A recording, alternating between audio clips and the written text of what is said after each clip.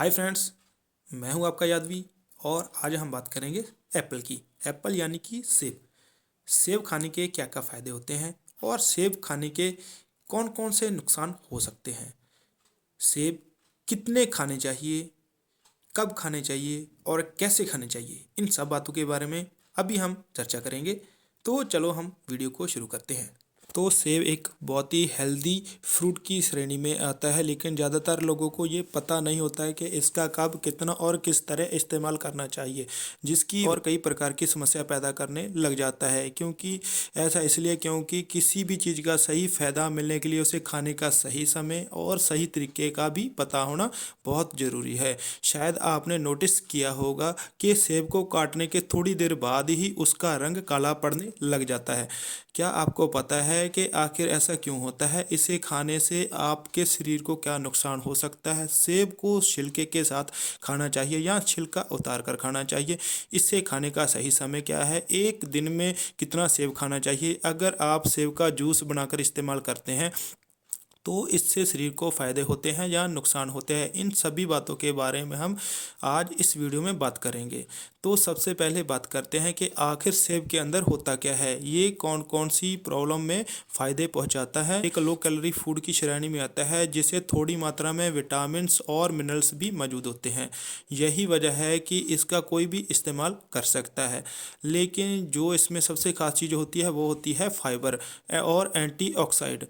Fibre हमारे शरीर में पाचन को बेहतर बनाने, कब्ज की समस्या को दूर करने, ब्लड शुगर को दूर करने और बुरे कोलेस्ट्रॉल को दूर करने खास में तरह का एंटीऑक्साइड होता है। वो शरीर में बनने वाले जहरीले पदार्थ रिएक्ट करके यानी बूढ़ा होने की प्रक्रिया को काफ़ी हद तक धीमा करता है, जिससे लंबी उम्र तक साफ और ग्लोइंग देखने की जो खास तरह शरीर के अंदर बढ़ी हुई गर्मी को कम करने और कैंसर जैसी बीमारियों को दूर करने में भी मदद करता है। अब बात आती है एक दिन में कितना सेब खाना चाहिए। तो दोस्तों, वैसे किसी भी व्यक्ति के लिए एक दिन में एक सेब खाना भी काफ़ी हो जाता है, लेकिन अगर देखा जाए तो कोई व्यक्ति एक से ज़्यादा भी खाना चाहे तो इसमें कोई प्रॉब्लम नहीं है।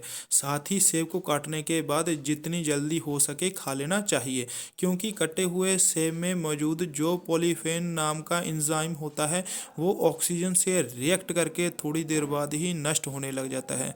यही वजह है कि सेब को काटने के बाद थोड़ी देर बाद ही उसका रंग डार्क ब्राउन हो जाता है। बल्कि काटे हुए सेब का बाद में इस्तेमाल कर सकते हैं, लेकिन हमें ब्राउन किए हुए हिस्से को काट कर अलग कर देना चाहिए और बाकी के हिस्से का सेवन करना चाहिए। और उससे भी बेहतर है कि सेब को काटने के तुरंत बाद ही उसे खाया जाए।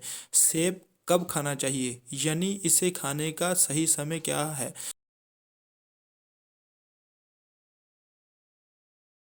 सेब खाने का सही फ़ायदा यह है कि सेब को खाली पेट खाना चाहिए।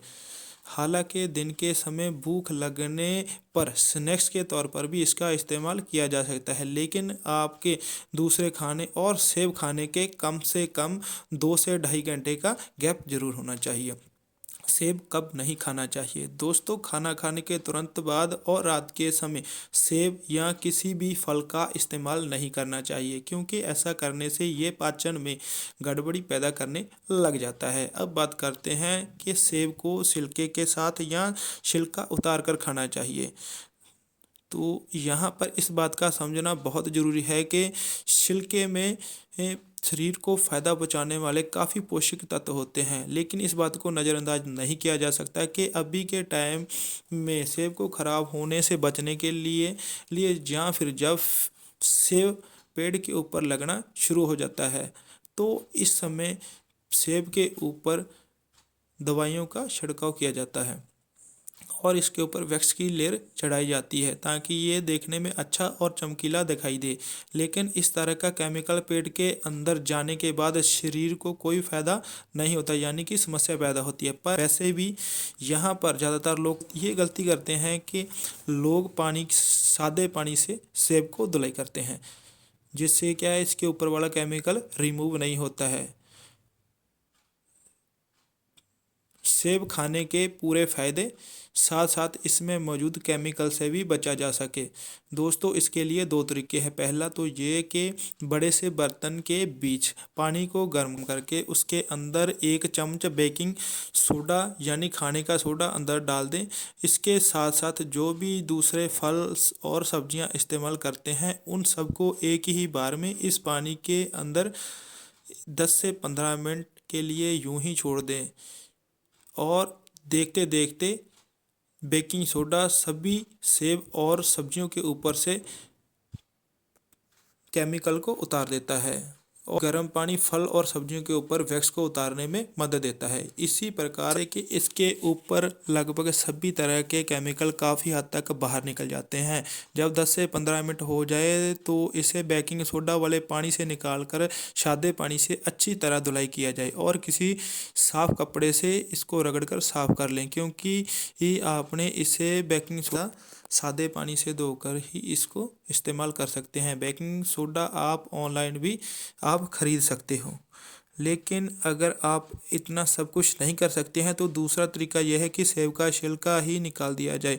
ऐसा करने से सेब के पौष्टिक तत्व में थोड़ी कमी तो आती है, लेकिन पचने में ज़्यादा आसान हो जाता है, जिससे कि इसका हर कोई। अब बात करते हैं कि अगर सेब का जूस बनाकर इस्तेमाल किया जाए तो उससे शरीर को फ़ायदे होते हैं या नुकसान है। दोस्तों, सेब खाने का सबसे ज़्यादा फ़ायदा तब मिलता है जब इसे डायरेक्ट खाया जाए, क्योंकि सेब का इस तरह इस्तेमाल करने से उसमें से मौजूद सभी तरह के पोषक तत्व बरकरार रहते हैं, जो कि शरीर में जाकर काफ़ी हद तक फ़ायदे पहुंचाते हैं।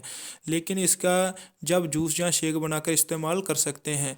हालांकि जूस बनाने के लिए जूसर में तेज़ रफ्तार में पीसने की वजह से ये गर्म हो जाता है, जिससे कि इसमें मौजूद एंजाइम थोड़े विटामिन मिनरल्स भी नष्ट हो जाते हैं, लेकिन फिर भी काफ़ी हद तक पौष्टिक तत्व इसमें बरकरार रहते हैं, जो कि शरीर को फ़ायदा पहुंचाते हैं। लेकिन शरीर को नुकसान तब पहुंचाता है जब इसे जूस बनाने के बाद छान दिया जाता है, क्योंकि जूस को छानने से इसमें मौजूद फाइबर पूरी तरह से बाहर निकल जाता है, जिससे कि ये एक हाई क्लासिक ही फूड में बदल जाता है। तभी ये जूस शरीर में जाने के बाद ब्लड शुगर को इंक्रीज कर देता है, जिससे कि ये शरीर को फ़ायदा पहुंचाने की बजाय कई तरह का नुकसान पहुंचा देता है। इसलिए सेब को डायरेक्ट खाना चाहिए। अगर आप जूस बनाकर पीते भी है तो इसे छाना बिल्कुल भी नहीं चाहिए। साथ ही अगर आप सेब और दूध का मिक्स करके शेक बनाकर पीते हैं तो आप इसका इस तरह भी इस्तेमाल कर सकते हैं, लेकिन याद रखिए ऐसा करने से ये पचने में थोड़ा भारी हो जाता है, क्योंकि हर किसी को आसानी से नहीं पचता है। इसलिए